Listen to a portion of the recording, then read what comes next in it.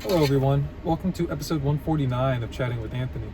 For this episode, the prompt is, where can the love of God be found in suffering? Now, God is love. Um, and people hear that and they, in my opinion, interpret that incorrectly. And I think a lot of scriptures, it could be the Bible, or it could even, well, not the textbooks or scriptures, but a lot of text is read incorrectly because it's taken out of context, and people define the words as they know, as they interpret them, which is obviously like what you're supposed to do. But at the same time, you have to understand that how one culture uses a word isn't how our culture is going to use the word. The way that you use a word isn't going to be how an entire culture uses a word. And so it gets very messy, and that's a part of why I think that when it comes to studying, it's best to study in groups to bounce ideas off each other. I believe that's why it's very helpful. And I believe you will get more out of it as long as the group is not, generally speaking, incompetent. But I do believe that many people have the wrong definition of love, and then use that incorrect interpretation to essentially attribute traits to God that are not a part of God.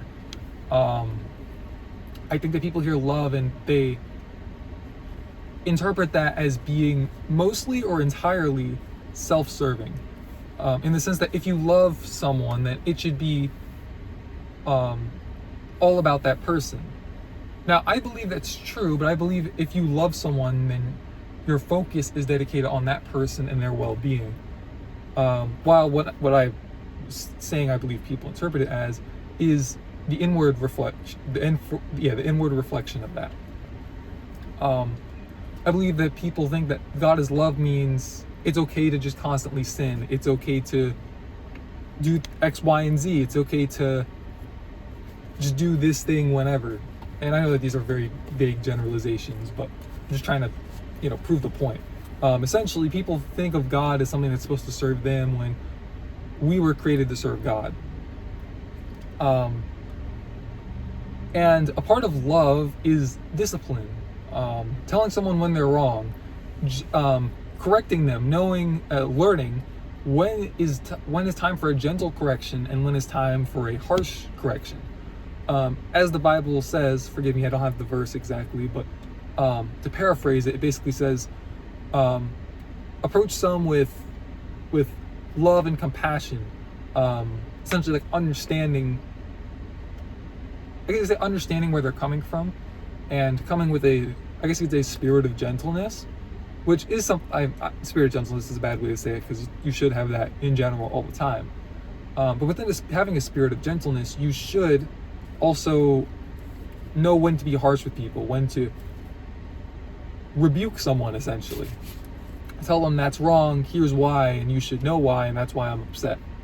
And I do believe that has a lot to do with knowing when to be gentle versus harsh, when it's ignorance versus just turning a blind eye. But regardless of that, when you harshly rebuke someone, in the moment, you're essentially inflicting suffering upon them. And that might sound wrong to do to someone you love. It's like, well, I want them to feel loved and cared for. And a part of being loved and cared for is corrected when you're wrong, which is why I say context is very important. Though it might sound wrong, inflicting that form of suffering upon them is arguably the best thing that you can do for them. Again, knowing how to do it, when to do it, is key. But at the same time, I just believe that people, especially in today's modern society, especially here in America, don't do enough of that.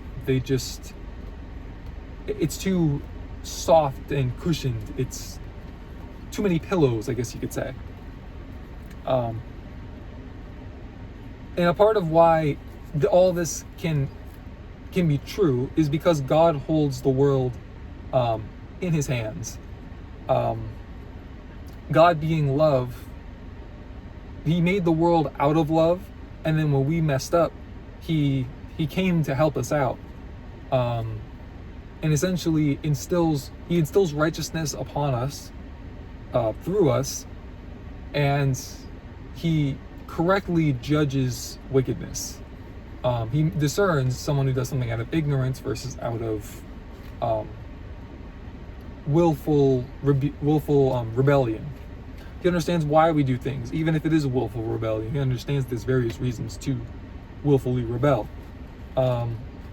He can look into someone's situation and see that one person's brain just works different than another, and so their actions are just going to be different in comparison. And he correctly judges both for how to handle the situation in the present time while we're here on earth, and how to judge us when we leave this earth. Because he knows your situation, surrendering the situation to him gives him more room to work. And that is because God is, the way my mother puts it is, God is a gentleman. He is not going to intrude upon you, in the sense of he's not going to force himself into your life. You have to invite him in.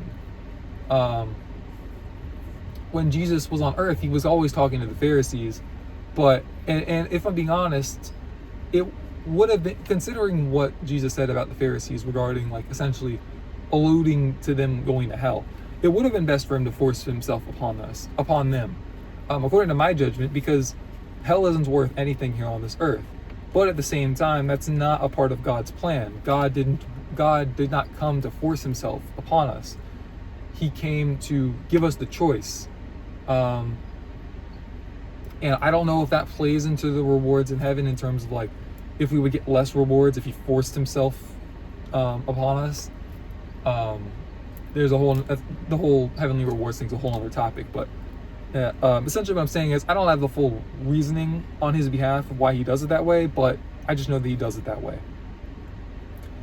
And regarding inflicting suffering, pain feels bad, but is good in the long term. It's just like I think a lot of suffering is, not all, but it makes you stronger.